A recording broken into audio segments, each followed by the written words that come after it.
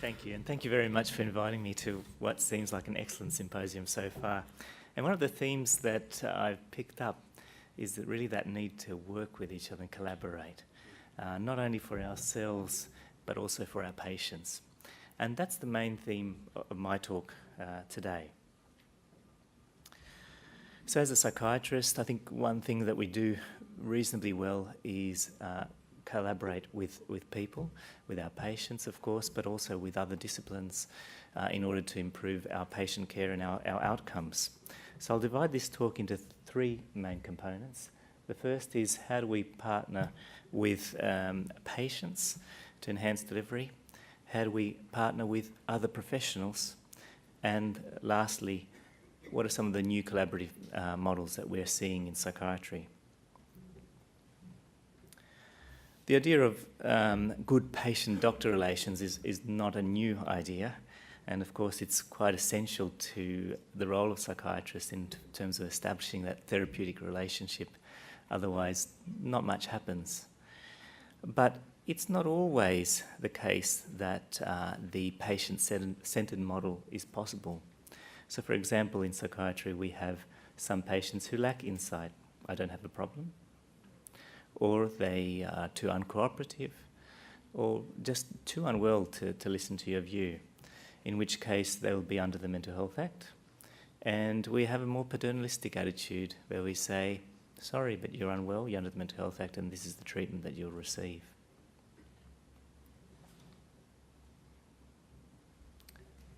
We do have partnership with more acknowledged representatives, what we call consumer representatives, so basically patients that have a say in how we deliver psychiatric care.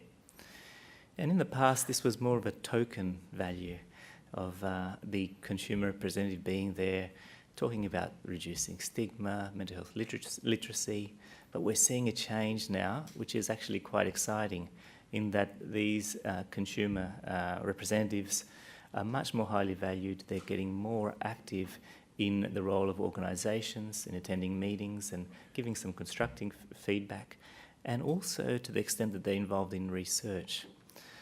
So we're doing a project at the moment where we actually have a consumer representative as one of our partners guiding our research. My area of interest is obsessive compulsive disorder. That's the area that I do most research in. And I hold a monthly group with patients who have an interest, of course, who have OCD and have an interest in improving outcomes. And that group is not only to support them and provide psychoeducation, give them information about their illness, but it's also to guide research and the delivery of care for themselves and for their fellow sufferers of obsessive compulsive disorder.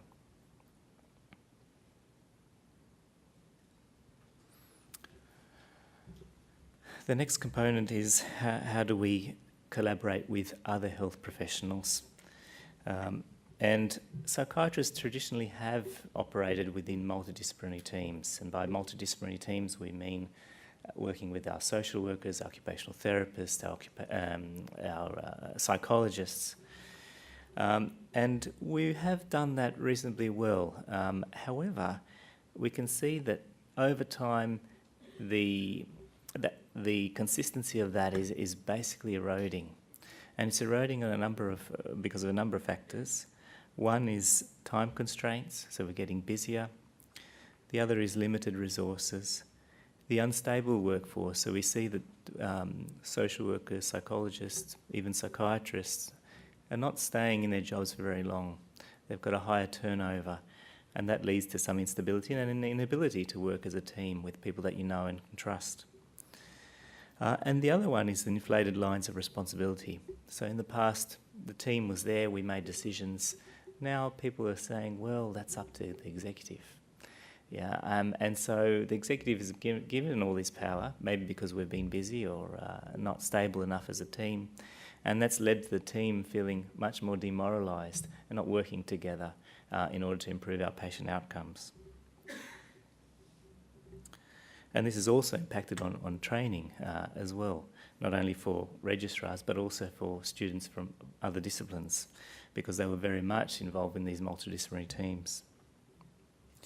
One aspect which we may look forward to in the future is perhaps using our collaboration with other health professionals to train our trainees and to assess them. So some of the examples of how we collaborate with other professionals, when we do our ward rounds, we like to involve them. So not only having our medical team, but also have a nursing team, social workers, occupational therapists, and whoever else wants to come around with us. You know, sometimes people say, well, you know, how can you establish that nice, warm relationship with the patient if you've got so many people in the room? But it really facilitates communication and it really improves outcomes. We have weekly multidisciplinary team meetings, so we all meet together to talk about our patients once a week. In our grand rounds presentation, it's not medical focused. Although the registrar will tend to lead that presentation, we do involve the social workers and the occupational therapists and psychologists to also present there.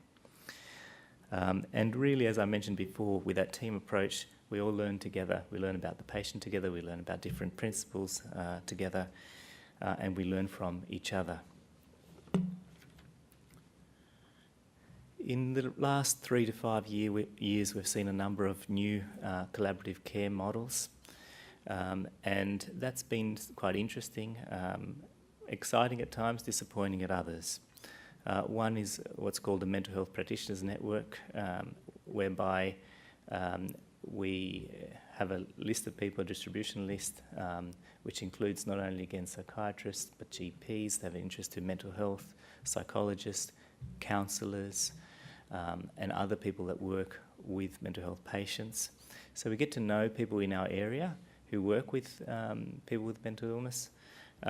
We get to know what their expertise is, who they are, and who we can refer to in the future. And that's been quite a successful model. However, the representation in terms of GPs, psychiatrists has been limited, and I think that's an area where we should have shown more leadership. The primary health network, this is another area which is providing a lot of funds and for new initiatives and meetings.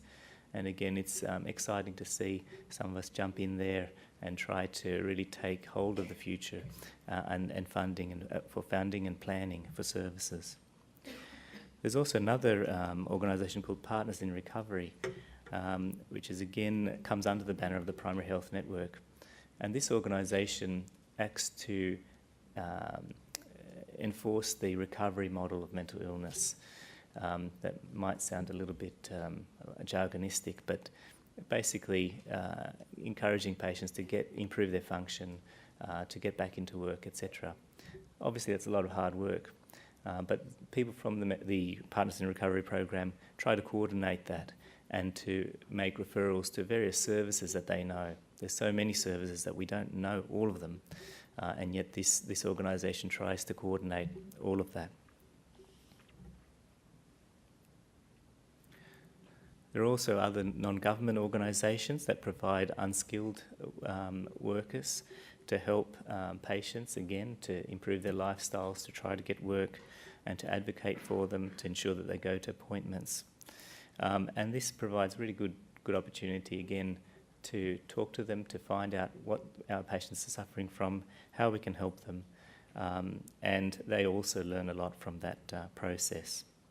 The Mental Health Act itself has also made some significant changes in acknowledging the role of carers and families, and really encourages us, in fact, legally binds us to ask patients about carers, family members that we can communicate with and to involve them as a part of the management plan.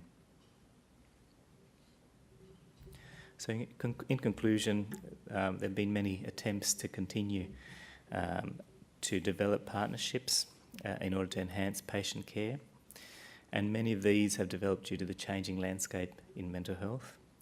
And I think that training and assessment should also be mindful of these changes as they provide good learning and assessment opportunities. Thank you.